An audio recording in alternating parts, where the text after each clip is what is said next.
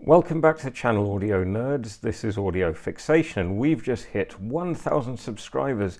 Thanks to all of you that have subscribed. We're building a great geeky audio community, one subscriber at a time. And if you haven't subscribed yet, please do take a minute to do that.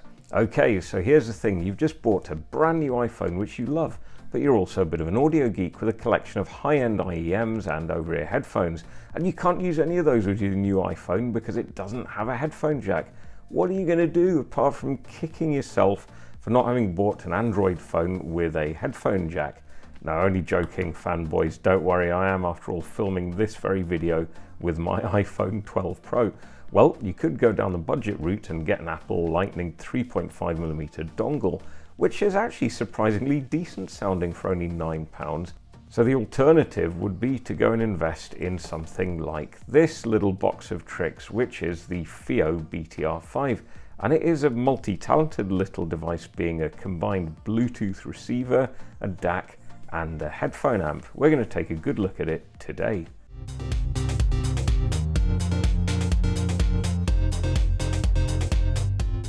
Okay, so let's get the boring stuff out of the way first and talk specs.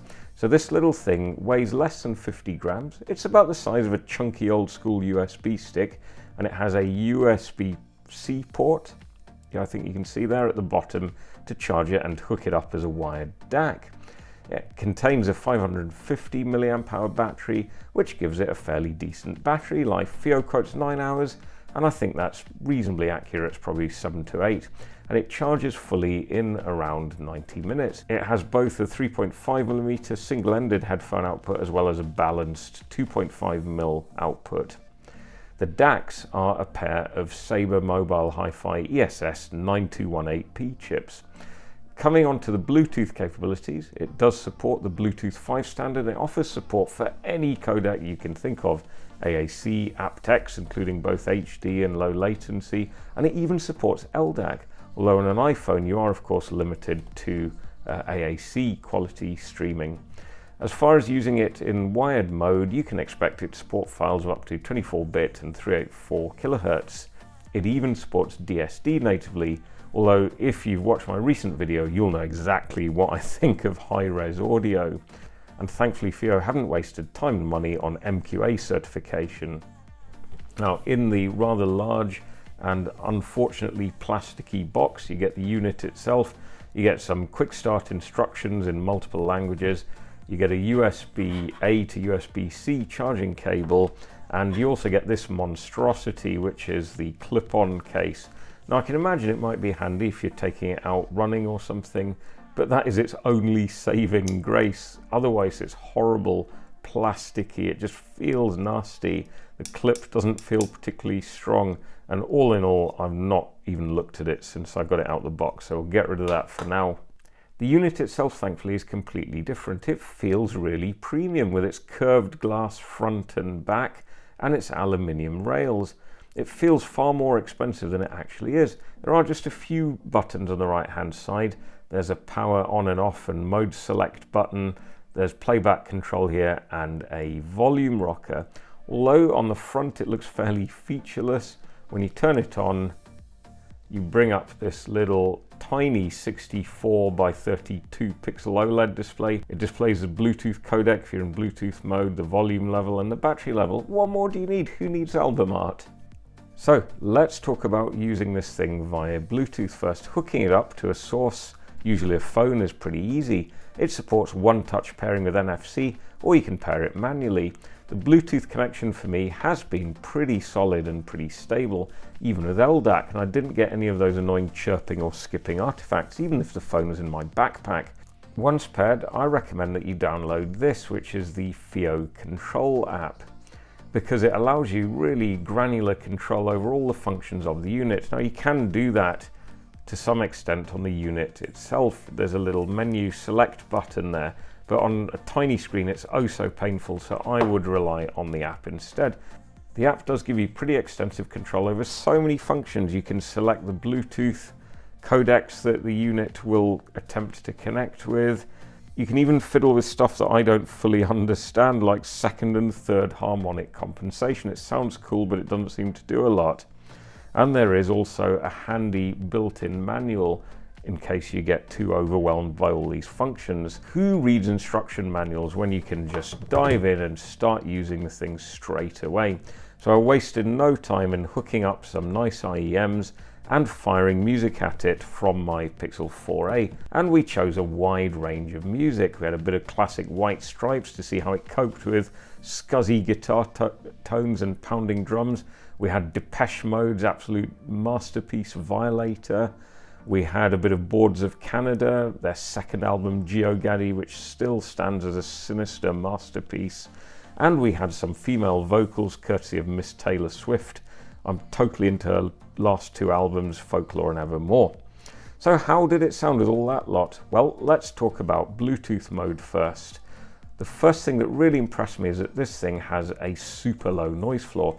One thing that blights many Bluetooth receivers, and actually headphone amps in general, is that there's a low-level hiss which intrudes into the music if you like listening at low volumes, which I do to safeguard my precious hearing. Added to that, there's absolutely no left-right channel imbalance, and that initial favourable impression carries through into the tonality of this thing.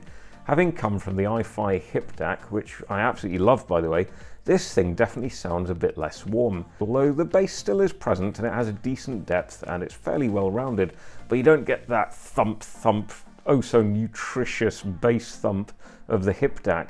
On the BTR5, the treble sails a little bit close to the wind of being almost a little bit too shrill, but it definitely just about winds its neck in to stick on the correct side of that line.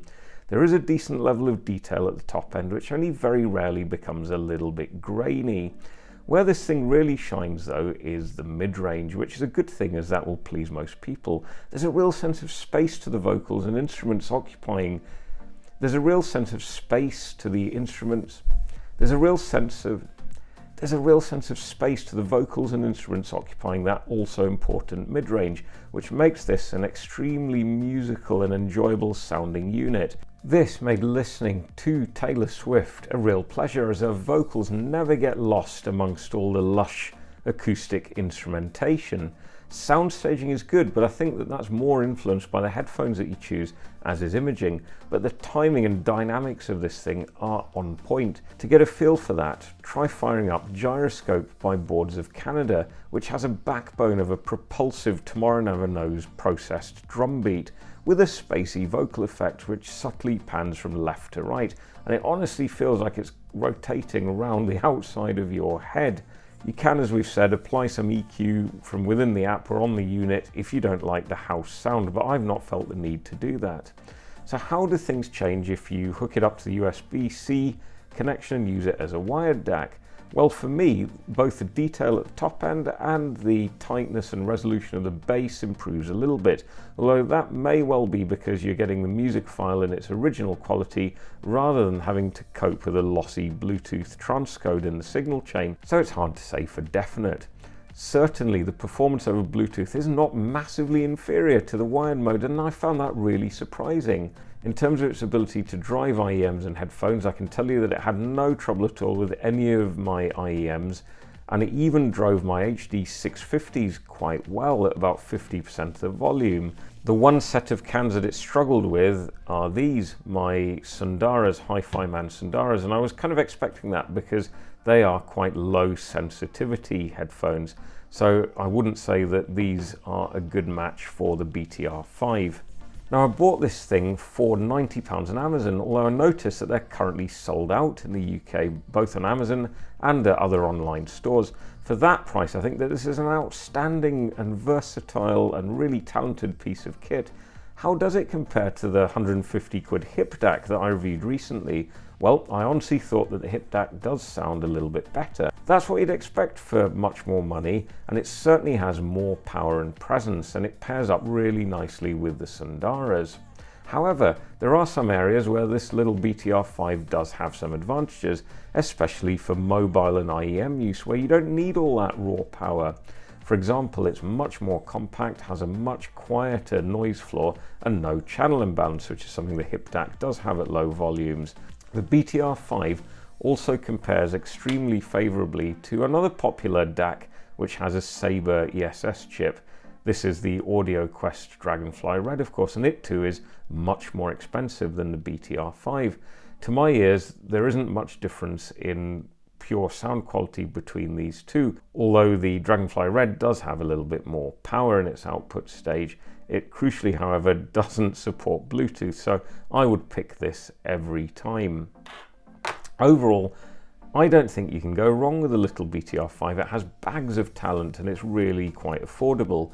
Rather than spending 250 quid on a pair of AirPod Pros, you might want to consider getting this and using your existing higher quality IEMs. And remember, it'll work with any phone. I have no hesitation in awarding it the Audio Fixation Silver Award, but overall I'm seriously impressed with this bit of kit. Just don't mention the rubbishy case. Thanks for watching, guys. Let me know what you think in the comments below, and I'll see you in the next video. Take care.